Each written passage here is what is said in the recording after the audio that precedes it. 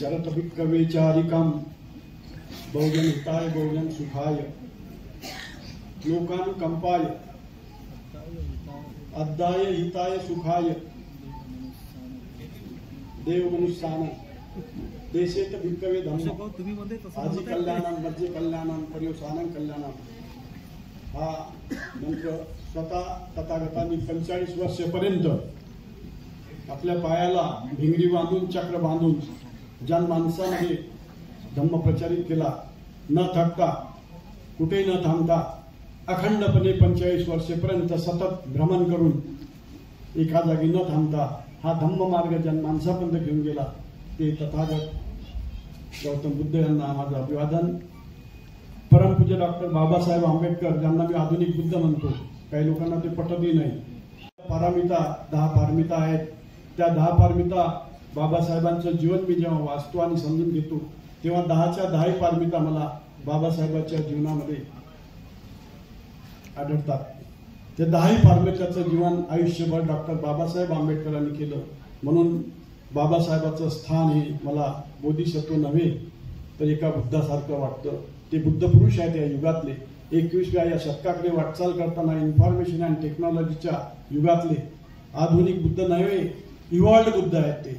कारण ती बुद्ध आली धम्मग्रंथाच्या पानापानातून त्यांनी बुद्ध धम्माचं तत्वज्ञान उत्क्रांत पद्धतीनं मांडलेलं आहे। मग तो पुनर्जन्माचा सिद्धांत असो, कर्म सिद्धांत असो की निब्बाण असो, हे प्रत्येक सिद्धांताच्यावर तुम्ही अभ्यास केला ती बुद्ध आणि धम्मग्रंथाचा तुमची खात्री पटेल या युगातला हा इव्हॉल्ड उत्क्रांत बुद्ध आहे। इव्हॉल्ड प्रत्येक सिद्धांताला बाबासाहेबांनी इव्हॉल्ड केलेला आहे। फक्त तुम्हाला ते समजलं पाहिजे, ती दृष्टी पाहिजे। बाबासाहेब जाणून घेताना आपल्या लोकांना दृष्टीचा अभाव होत आहे आणि दी बुद्ध आणि धम्मग्रंथाकडे आपल्या लोकांचं फार दुर्लक्ष होत आहे। एवढं मोठं क्रिएशन केलं ते क्रिएशन ते आधुनिक बुद्ध यांना माझं अभिवादन आहे।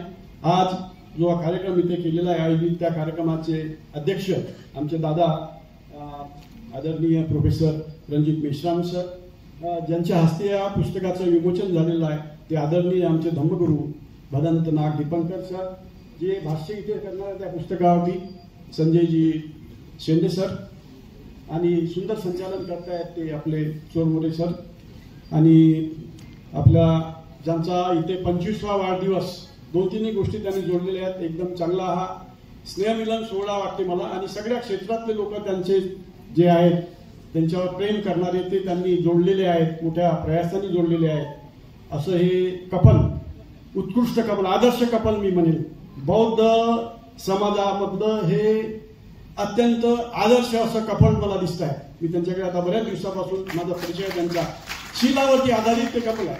शीलाचं पालन आपल्या जीवनामध्ये करणारे लोक आज फार कमी आहे। साहेबांच्या आज फ्रीजमध्ये आपल्या बौद्ध समाजाच्या काय खरं नाही दारूच्या बाटल्या सापडू शकतात। मोठी वाताहत होत आहे आपली, धम्म बिम्मा मोरॅलिटी सगळ्या सांगण्याच्या गोष्टी राहिलेल्या असं वाटायला लागलेलं आहे। अत्यंत रसातळाला आपला समाज जातो की काय आणि आंबेडकरी चळवळ जाते की काय अशी अवस्था या आपलेली आहे। अशा या अवस्थेमध्ये हे एक अत्यंत बोले तैसा चाले त्याची वंदावी पाऊले संत तुकाराम महाराज, बुद्धाकडून हा विचार घेतला त्यांनी, यथा बोले तथा चाले म्हणून तथागत, तथागत आगत यानी चलने वाला, सुगत, जैसा बोलता था वैसा चलता था, भिक्षु संघ भी वैसा ही था, जैसा धम्म बताया उसके मुताबिक उन्होंने आचरण किया।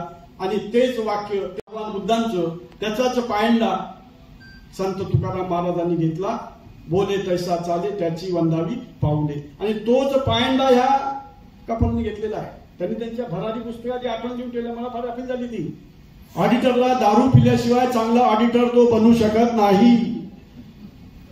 ऑडिटरची पार्टी त्यांनी आयोजित केली आणि त्या पार्टीमध्ये सगळ्या ऑडिटरला दारू प्यावं लागेल, त्यांच्या बॉसने सांगितलं, त्यांच्या बॉसने अट्टास केला, प्यावंच लागेल तुम्हाला सुमेध कांबळे आज दारू।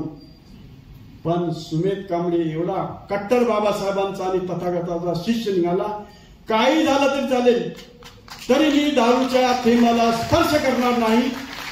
ही घटनाच सांगते की हा माणूस कसा आहे, कोणत्या तालमीत तयार झालेला आहे, आणि त्याचा जो बेस आहे हा मोरॅलिटीचा आहे। धम्म म्हणजे मोरॅलिटी आणि मोरॅलिटी म्हणजे धम्म।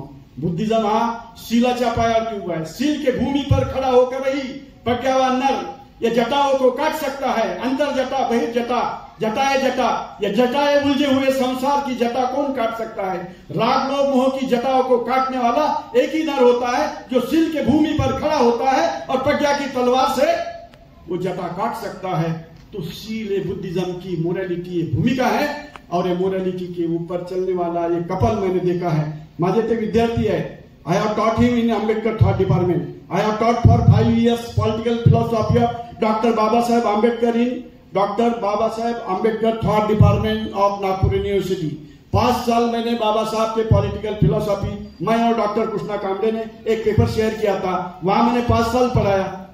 तब सुमेध मेरा स्टुडंट रहा, मुझे गर्व आहे। माझा स्टुडंट असा या पद्धतीचा आहे आणि तो घडलेला आहे हे पाहून आज त्याच्या गुरुला समाधान आहे की आज त्यांच्या गुरुच्या पावलावरती पाऊल ठेवून हा माझा शिष्य सुद्धा तुमच्या समाजाच्या सामाजिक, धार्मिक, राजकीय चळवळीमध्ये अग्रेसर आहे। तो अष्टपैलू व्यक्तिमत्व आहे। ते स्पोर्ट्स मध्ये अनेक पुरस्कार प्राप्त आहेत त्यांना, नाट्यकर्मी आहेत, गायक आहेत, चांगल्या तऱ्हेचे ते गायक आहेत। मला तर वाटलं आज एखादं गाणं ऐकायला मिळेल वाटलं होतं, पण नाही झालं, पण मी त्यांना ऐकलेलं आहे। हा अष्टपैलू व्यक्तिमत्व एनसीसी मध्ये आता पाहिलं तुम्ही त्यांचा सत्कार किती लोकांनी केलेला आहे। म्हणजे हा अष्टपैलू असा एक चांगला घडलेला हा एक कलाकार आहे आणि त्याला त्यांच्या पत्नीची साथ आहे आणि त्यांची साथ त्याच्या पत्नीला आहे। पाली विषयाची पहिली विदुषी मी म्हणतो ती आहे म्हणजे सविता कांबळे। जोरदार टाळ्या वाजवा। 12 पुस्तकं लिहिली आहेत त्यांनी बुद्धिझमवरती अत्यंत चांगल्या पद्धतीची मांडणी करून अत्यंत बुद्धिझमच्या क्षेत्रामध्ये आपल्या विचाराच्या, धम्माच्या विचारांनी त्यांनी सगळं जग प्रादाक्रांत केलेलं आहे। त्या पाली भाषेच्या मला वाटते विदुषी आहे, त्याच्या ब्राह्मणांच्या